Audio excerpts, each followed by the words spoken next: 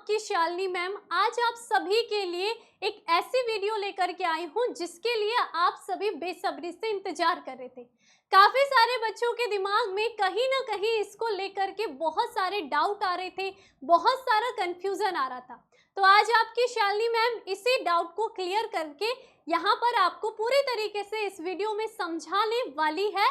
आज आप देख सकते हो कि यहाँ पर लिखा है सेंटअप एग्जाम। तो ये सेंटअप एग्जाम क्या है, ये किसके लिए जरूरी है, कौन कौन बच्चा इस एग्जाम को दे सकता है, इसका सिलेबस क्या रहने वाला है और ये कब से होने वाला है, आज इस वीडियो के माध्यम से मैं आपको सब कुछ जानकारी देने वाली हूँ।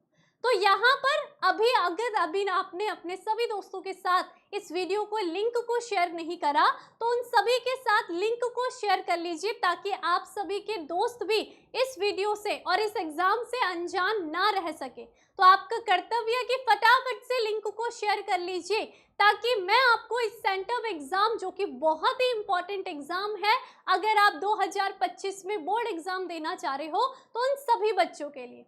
तो चलिए, आपका डाउट नंबर 1 यही है कि मैम ये सेंटअप एग्जाम है क्या।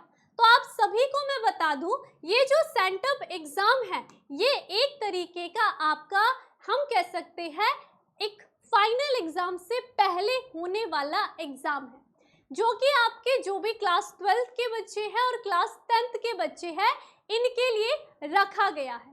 तो यहाँ पर बिहार बोर्ड के जितने भी बच्चे हैं आप सभी को मैं बता दूं कि सेंटअप एग्जाम आपकी फाइनल परीक्षा से पहले एक एग्जाम होता है और ये परीक्षा आपकी क्लास 10th और क्लास 12th के जितने भी हमारे छात्र और छात्राएं हैं उन सभी के लिए महत्वपूर्ण है। क्योंकि क्या, इस एग्जाम को पास करने वाले कैंडिडेट को ही वार्षिक बोर्ड परीक्षा में शामिल होने का मौका मिलेगा। तो आप सभी ध्यान पूर्वक सुन लिए कि सेंटअप एग्जाम आपकी वो पहली सीढ़ी है जो कि आपको यहाँ पर चढ़नी है अगर आप 2025 में एग्जाम देना चाह रहे हो। तो मुझे लगता है कि ये डाउट आपका क्लियर हो चुका होगा कि सेंटअप एग्जाम क्या है और क्यों इम्पोर्टेंट है। सेंटअप एग्जाम वार्षिक परीक्षा से पहले होने वाला एग्जाम है और जो बच्चा इस एग्जाम को देगा वही बच्चा अपनी वार्षिक परीक्षा में बैठेगा। तो इसलिए ये सभी के लिए इम्पोर्टेंट है, इसलिए मैं आप सभी को कहूंगी कि आप सभी के सभी इस सेंटअप एग्जाम को जरूर दें। क्लियर बात है। उसके बाद आप सभी का डाउट होगा कि मैम ये सेंटअप एग्जाम होने कब वाला है। तो मैं आप सभी को बता दूं कि ये जो एग्जाम होने वाला है ये अगले महीने यानी कि नवंबर से आपका स्टार्ट है। तो क्लास 12th का जो एग्जाम है रिटन एग्जाम होगा और ये 11 नवंबर से आपका 18 नवंबर तक क्लास 12th का चलने वाला है। तो अगले महीने ही एग्जाम होने वाला है आप सभी का और उसके बाद इसका प्रैक्टिकल भी होगा जो कि आपका 19 नवंबर से 21 नवंबर तक चलेगा।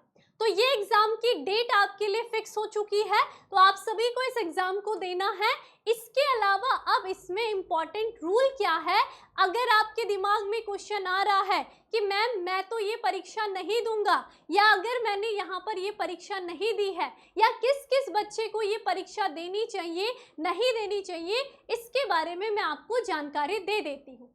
तो सबसे पहले देखिए कि यहाँ पर कौन बच्चा, यहाँ पर पहले तो क्यों यहाँ पर परीक्षा देनी है, ये साफ साफ आपके इस नोट्स में दिया गया है कि यदि कोई विद्यार्थी यहाँ पर जो आपकी स्टैंड अप परीक्षा है उसमें शामिल नहीं होता है तो अथवा या फिर वो फेल हो जाता है तो वैसे विद्यार्थी को वार्षिक परीक्षा 2025 में सम्मिलित होने से वंचित हो जाएंगे। यानी कि अगर आप इस परीक्षा को ये समझते हो कि अरे कोई बात नहीं मुझे नहीं देना है इस परीक्षा को, तो ये हो सकता है कि आप लोग फाइनल एग्जाम में नहीं बैठ सके।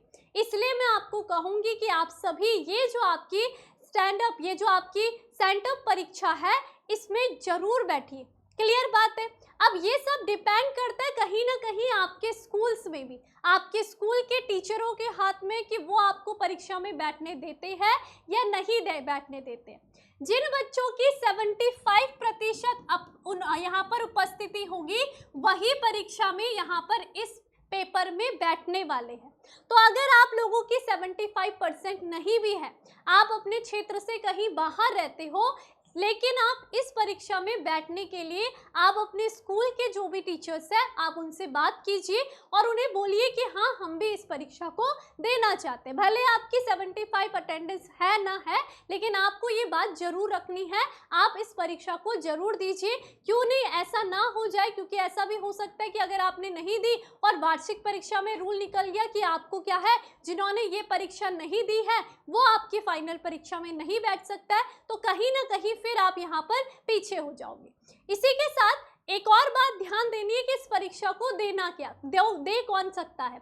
तो जैसे कि मैंने बताया कि जिनकी एक तो 75 यहाँ पर परसेंट उपस्थिति है वो दे सकते हैं, और अगर नहीं है तो आप लोग अपने स्कूल के टीचर्स से उन सभी से बात कर सकते हैं। उसके अलावा जो नहीं देंगे वो कौन है, पिछले साल के जो भी अनुत्तीर्ण, जिन बच्चों का किसी सब्जेक्ट में यहाँ पर कोई फेल हो गया होगा, वो जो बच्चे हैं वो इस परीक्षा में शामिल नहीं होंगे। तो जिन्होंने 2023 में एग्जाम दिया होगा, वो किसी विषय में फेल हो गए होंगे, तो उनको ये परीक्षा में बैठना नहीं है। ठीक है, तो ये आपको ध्यान रखना है। तो इसलिए यहाँ पर लिखा है कि 75 अटेंडेंस वाले जो बच्चे हैं वो कंपलसरी है उनके लिए ये एग्जाम। तो मुझे लगता है कि आपका ये डाउट भी क्लियर हो गया होगा कि कौन इस परीक्षा को देगा, और अगर आपकी प्रति यहाँ पर परसेंटेज इतनी नहीं है अटेंडेंस की, तो भी आपको ये एग्जाम देना है अपने स्कूल के टीचर से बात करके। ठीक है, अब इसके बाद आ जाते हैं कि यहाँ पर आपका जो टाइम टेबल है जो कि क्लास 12 के लिए है एग्जाम का, वो क्या है। तो आप देख सकते हो कि आपका ये जो एग्जाम है ये आपका 11 यानी कि मंडे से स्टार्ट हो रहा है, जिसमें कि आपके जो भी सब्जेक्ट है, अगर यहाँ पर फिजिक्स की बात कर रहे हैं, केमिस्ट्री वगैरह जो भी है, आपके पेपर कोड भी आपके लिखे हुए हैं। तो यहाँ पर 11 से फिर 12 को, फिर 13 को, 14 को, 15 को, 16 को, 18 को, तो लगभग लगातार ही आपका एक हफ्ते के अंदर ही ये एग्जाम खत्म भी हो जाएंगे। तो आप इस टाइम टेबल को देख सकते हो। ठीक है, और इसमें जो भी आपके सब्जेक्ट है आप उस सब्जेक्ट को अच्छे तरीके से तैयार कर सकते हो। इसी प्रकार क्लास 10th की अगर बात करें तो उनका ये एग्जाम जैसे क्लास 12th का खत्म हो जाता है, वैसे आपका क्लास 10th का 19 से स्टार्ट होगा, 20, 21, 22 तक ये एग्जाम चलने वाला है। तो आप सभी भी इस एग्जाम में जरूर शामिल होंगे।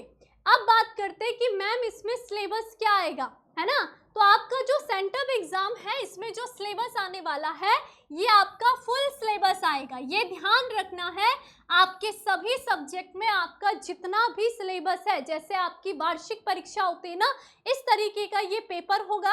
अब यहाँ पर इसको देने का एक और फायदा है कि आपको पेपर का पैटर्न पता चल जाएगा, है ना, कि पैटर्न जो इस पेपर का होगा वही आपके किसका एग्जाम का पैटर्न होगा, फाइनल एग्जाम का। वैसे तो हमें वैसे भी पता है, ठीक है, हमें वैसे भी पैटर्न पता है, लेकिन एक बार आप देखोगे कि इसमें क्या पैटर्न फॉलो हो रहा है, तो कहीं ना कहीं फाइनल एग्जाम में आपका यही पैटर्न बनेगा।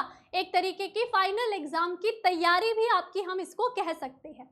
क्लियर। उसके साथ ही हम यहाँ पर देखने वाले हैं, अब आप सभी को पता है कि दिवाली आने वाली है, और दिवाली के साथ साथ दिवाली खत्म होते ही आपके पास ये सेंटअप एग्जाम जो कि हर एक बच्चे के लिए इम्पोर्टेंट है, ये भी आने वाला है। तो विद्याकुल आप सभी के लिए दिवाली मेले में, है ना, विद्याकुल दिवाली मेला जो कि आपका 23 अक्टूबर से 25 अक्टूबर तक चल रहा है, इस मेले में आप सभी के लिए हमारे जितने भी ऐप में, विद्याकुल ऐप में 9 से लेकर के 12वीं कक्षा तक के जितने भी आपके जो भी बैचेस है, वो सारे के सारे में बहुत आपकी कितनी यहाँ पर भारी छूट दी जा रही है।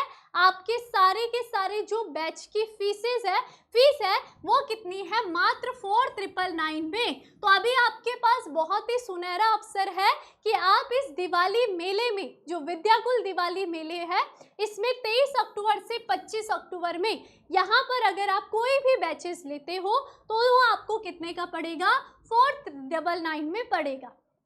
ठीक है, इस बैच के लिए और जानकारी के लिए अगर आपको कोई भी डाउट हो तो आपके पास एक नंबर दिया जाता है, आप इस नंबर पर, ये हेल्पलाइन नंबर पर कॉल कर सकते हो। और अगर बैच आपको लेना है तो आप अपने मोबाइल में प्ले स्टोर पर जाइए, विद्याकुल ऐप को डाउनलोड कीजिए, और उसके बाद आपको जो भी बैच यहाँ पर चाहिए होगा आप उसको यहाँ पर 499 में परचेज कर सकते हो। तो ये जो आपके लिए स्पेशल दिवाली मेले में विद्याकुल परिवार ये इस तरीके का जो सरप्राइज लेकर के आया है, ये कहीं ना कहीं आपकी आगामी परीक्षाओं के लिए बहुत ज़्यादा महत्वपूर्ण होगा। तो मुझे लगता है कि आज आपको इस वीडियो से काफ़ी सारे आपके जो डाउट्स रहे होंगे वो क्लियर हो गए होंगे। तो चलिए फिर, धन्यवाद।